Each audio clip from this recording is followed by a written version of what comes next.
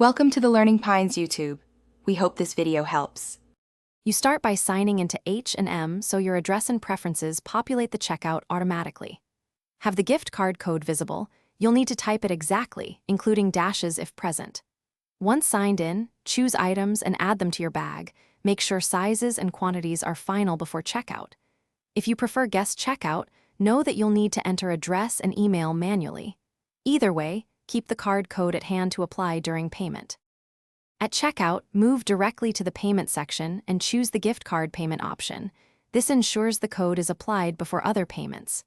Enter the gift card code exactly as shown and tap Apply. The site validates the code and subtracts the amount. Once applied, you'll see the updated order total and any remaining gift card balance.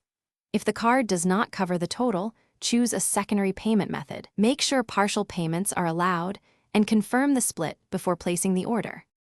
Review your final summary so shipping, taxes, discounts, and the gift card deduction all look correct. This avoids surprises after placing the order. Then choose Place Order. You'll get a confirmation email with the amount charged and any leftover gift card balance for future use. If the code fails, make sure you typed it correctly, confirm the card hasn't expired, and verify its balance.